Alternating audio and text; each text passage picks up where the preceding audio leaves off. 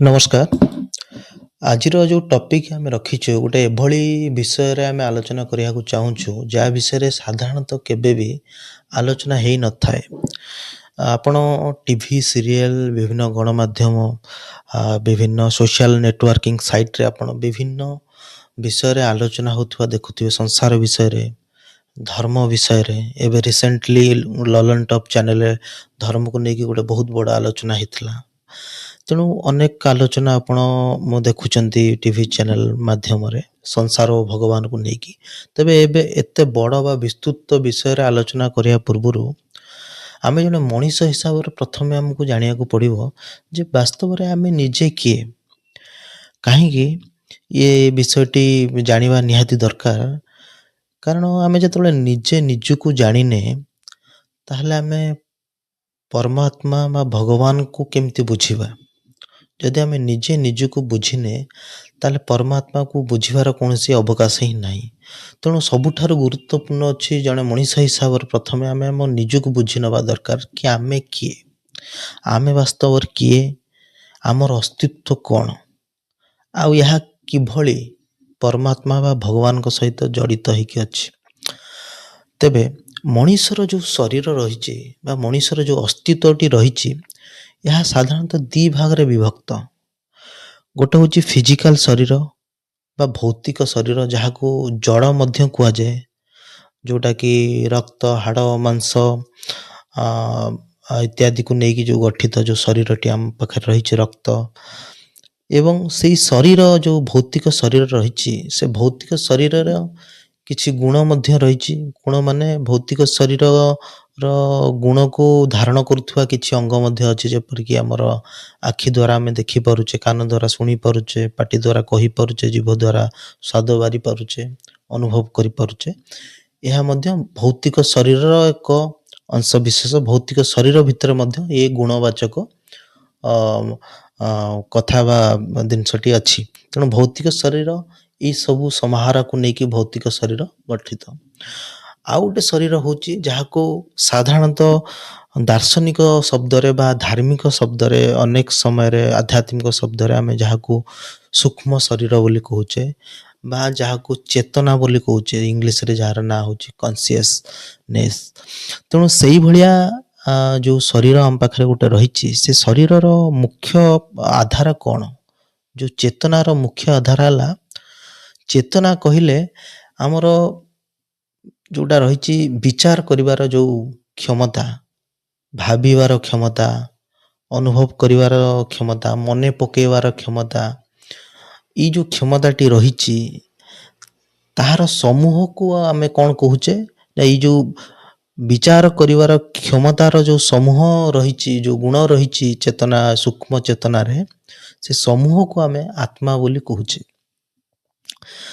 ତେଣୁ ଆତ୍ମା ଯେଉଁ ରହିଛି ସେ ଆତ୍ମା ହେଉଛି ଏଇ ସବୁ ବିଚାର କରିବାର ଆମର ଯେଉଁ କ୍ଷମତା ରହିଛି। ଏବଂ ଏ ବିଚାର ଯାହା ପାଖରେ ରହିଛି, ଯାହା ଯେଉଁ ସମୂହକୁ ନେଇକି ଏ ବିଚାରଟି ଆସୁଛି ବା ଏ ବିଚାର ଯେଉଁଠି ଆମେ ଉପଲବ୍ଧି କରୁଛେ ତାକୁ ଆମେ ଇନଡାଇରେକ୍ଟଲି ଆତ୍ମା ବୋଲି କହୁଛେ ବା ଚେତନା ବୋଲି କହୁଛେ। ତେବେ ଆମକୁ ଯଦି ହୁ ଆମ୍ ଆଇ, ଯଦି ମୁଁ କିଏ, ତେଣୁ ଯଦି ଜଣେ କହିବ କି ମୁଁ କିଏ ଯଦି ବୁଝିବାକୁ ଅଛି, ତାହେଲେ ତାକୁ ବାସ୍ତବରେ କୌଣସି ଧର୍ମଶାସ୍ତ୍ର, ଧାର୍ମିକ ଗ୍ରନ୍ଥ ଉପରେ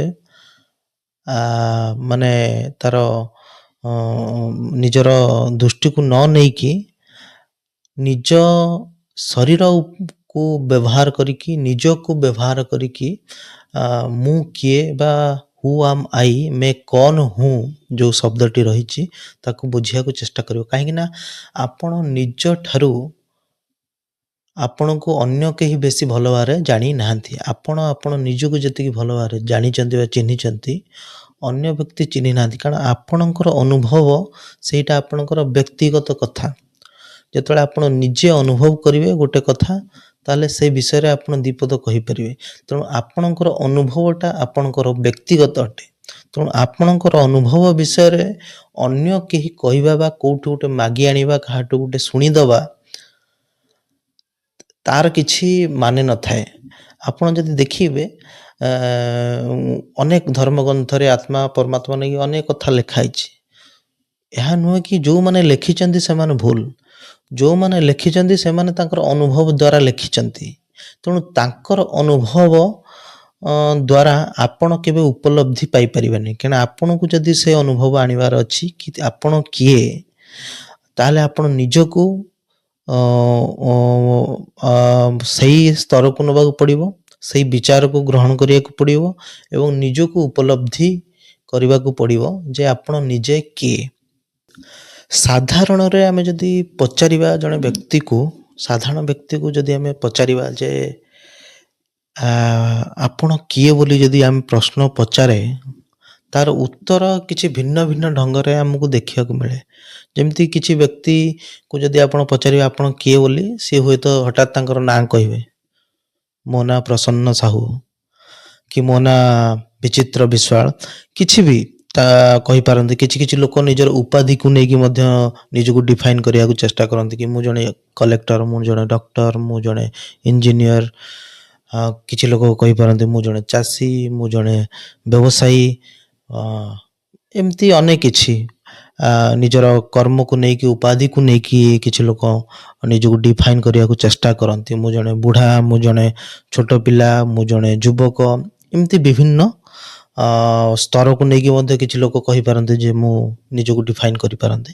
କିନ୍ତୁ ବାସ୍ତବରେ ସେ ସବୁ ଯେଉଁ ଡିଫାଇନ୍ କରନ୍ତି ସେ ସବୁ ଆପଣଙ୍କର ନାଁ ସହିତ ଜଡ଼ିତ, ଆପଣଙ୍କର କର୍ମ ସହିତ ଜଡ଼ିତ, ଆପଣଙ୍କର ଉପାଧି ସହିତ ଜଡ଼ିତ କିମ୍ବା ବିଭିନ୍ନ ଅବସ୍ଥା ସହିତ ଜଡ଼ିତ, ଯାହା କେବେ ସ୍ଥିର ନୁହେଁ। ଆପଣଙ୍କୁ ଆଜି ଯେଉଁ ଉପାଧିଟି ମିଳିଛି, ଧର ସପୋଜ ଆପଣ ଜଣେ ଡକ୍ଟର ଅଛନ୍ତି ଗଭର୍ଣ୍ଣମେଣ୍ଟ ଅଫିସରେ, କିଛି ଦିନ ପରେ ଆପଣ ରିଟାୟାର୍ଡ ହେବେ। ରିଟାୟାର୍ଡ ହେଲା ପରେ ଆପଣ ସେ ଡକ୍ଟରର ଉପାଧିଟା ଆପଣଙ୍କ ପାଖରେ ନଥିବ।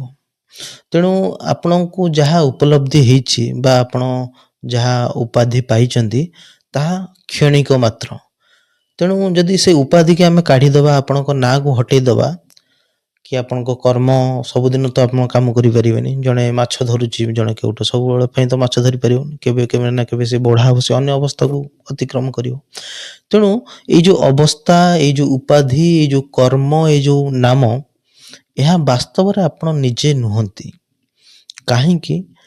କାହିଁକି ନା ଆପଣ ଯଦି ନିଜକୁ ଆପଣ ଡିଫାଇନ୍ କରିବାକୁ ଯିବେ, ସପୋଜ ଆପଣ ଯେତେବେଳେ ଆପଣଙ୍କର ନାମକରଣ କରାହେଇନଥିଲା, ଆପଣଙ୍କୁ ଯେତେବେଳେ ନାଁ ଦିଆ ହୁଏ ଘରରେ, 21 ହେଲା ପରେ ସାଧାରଣତଃ ନାଁ ଦିଅନ୍ତି।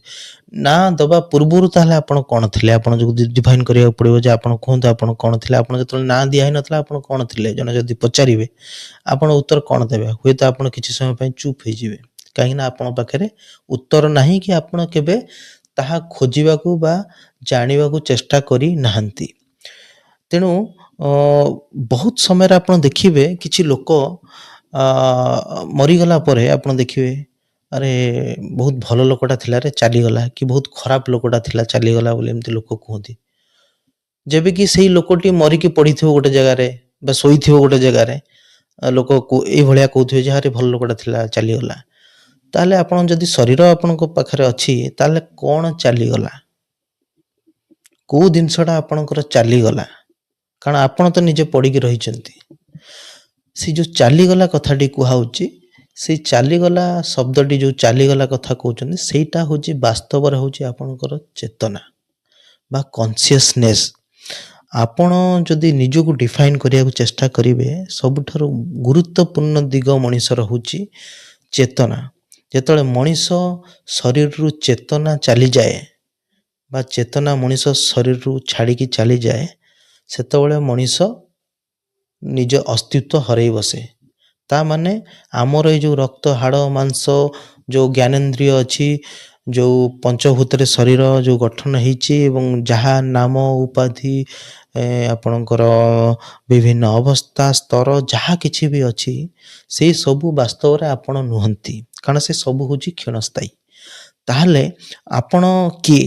ଆପଣ ହେଉଛନ୍ତି ବାସ୍ତବରେ ଯେତେବେଳେ ଆପଣଙ୍କ ଶରୀରରୁ ଆପଣଙ୍କର ବିଚାର ବା ଚେତନା ଚାଲିଯାଏ, ଆପଣ ସେତେବେଳେ ଶୂନ୍ୟ ହେଇଯାଆନ୍ତି ବା ମରିଯାଆନ୍ତି।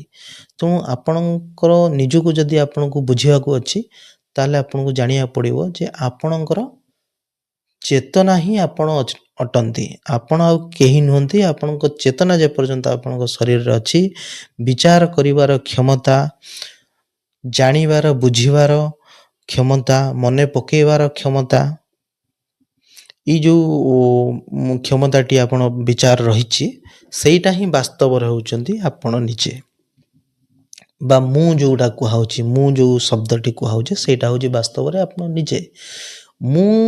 ମୁଁ ଶବ୍ଦଟା ଯେଉଁ ଆସେ, ମୁଁ ଶବ୍ଦଟା ଆପଣଙ୍କର ଭିତରୁ ଆସେ। ମୁଁ ଶବ୍ଦ ଯେଉଁଠି ରହେ ଆପଣଙ୍କ ଶରୀରରେ, ସେଇ ଯେଉଁ ସ୍ଥାନର ସମୂହଟାକୁ, ଯେତେ ସବୁ ବିଚାରର ସମୂହ ଅଛି ସେ ବିଚାରର ସମୂହକୁ ଇନଡାଇରେକ୍ଟଲି ଆମେ ଆତ୍ମା ବୋଲି କହୁଛେ। ଯେଉଁ ବିଚାର ଯେଉଁଠି ରହୁ, ବିଚାରର ଯେଉଁଠି ସ୍ଥାନ ବା ବିଚାରର ସ୍ୱରୂପ କ'ଣ, ଚେତନାର ସ୍ୱରୂପ କ'ଣ ଯଦି ଜଣେ ପଚାରେ, ତାହେଲେ ଚେତନାର ସ୍ୱରୂପକୁ ଆମେ ଏଇଭଳିଆ ଡିଫାଇନ୍ କରେ କି ଚେତନାର ସ୍ୱରୂପ ହେଉଛି ଆତ୍ମା। ଚେତନା ଆତ୍ମା ଭିତରେ ଅଛି। ଚେତନା ସମୂହକୁ ଆମେ ଆତ୍ମା ବୋଲି କହୁଛେ। ଯିଏ ନିଜର ଚେତନା ଜ୍ଞାନ ବା ଚେତନାକୁ ଅନୁଭବ କରନ୍ତି ବା ଚେତନାର ସ୍ତରକୁ ଊର୍ଦ୍ଧ୍ୱକୁ ନିଅନ୍ତି, ସିଏ ସେତେବେଳେ ଆପଣଙ୍କର ଭଗବାନଙ୍କ ସହିତ ନିଜକୁ ଯୋଡ଼ି ପାରନ୍ତି ବା ଭଗବାନଙ୍କୁ ଅନୁଭବ କରିପାରନ୍ତି। ଯିଏ ନିଜର ଆତ୍ମାକୁ ଅନୁଭବ କରେ ସେ ଇନଡାଇରେକ୍ଟଲି ଭଗବାନଙ୍କୁ ବା ଚେତନାକୁ ଅନୁଭବ କରିବା ସହିତ ସମାନ। ତେଣୁ ସବୁଠାରୁ ଗୁରୁତ୍ୱପୂର୍ଣ୍ଣ ହେଉଛି ଆପଣ ନିଜେ ଆପଣଙ୍କର ଚେତନାର ଜ୍ଞାନକୁ ଅନୁଭବ କରନ୍ତୁ। ଏଇ ଯେଉଁ ଚେତନାଟି ରହିଛି, ଚେତନାର ମୁଖ୍ୟ ଆଧାର ହେଉଛି ମୁଁକାର। ଯେତେବେଳେ ଆପଣଙ୍କ ମନରେ କୌଣସି କଥା ଉଠେ, ତାହା ପ୍ରଥମେ ଆପଣଙ୍କର ହୃଦୟରୁ ଉଠେ। ଆଉ ହୃଦୟରୁ ଉଠୁଥିବା ଯେଉଁ କଥାଟି, ଯେଉଁ ଯାହା ବି ବିଚାର ଉଠେ, ପ୍ରଥମେ ସେଥିରେ ମୁଁକାର ଥାଏ। ପ୍ରଥମେ ଆପଣ ନିଜର ବିଚାର ଉଠେ, ତାପରେ ଅନ୍ୟ ବିଚାର ବା ସେକେଣ୍ଡାରୀ ଥାର୍ଡ ବିଚାର ଯାହା ଅଛି ଉଠିବ। ପ୍ରଥମେ ଆପଣ ନିଜର ଗୋଟେ ସ୍ୱବିଚାର ଉଠେ, ସ୍ୱଭାବ, ନିଜସ୍ୱ ଭାବ ଯେଉଁଟା ଉଠେ ସେଇଟା।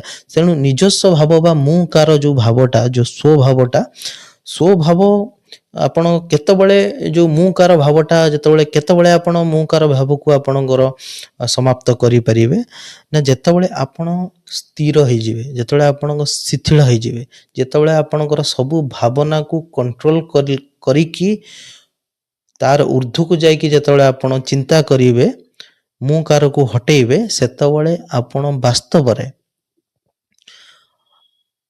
ନିଜର ଅସ୍ତିତ୍ୱକୁ ଅନୁଭବ କରିପାରିବେ ଏବଂ ଭଗବାନଙ୍କ ସହିତ ନିଜର ଯୋଗସୂତ୍ର ସ୍ଥାପନ କରିପାରିବେ।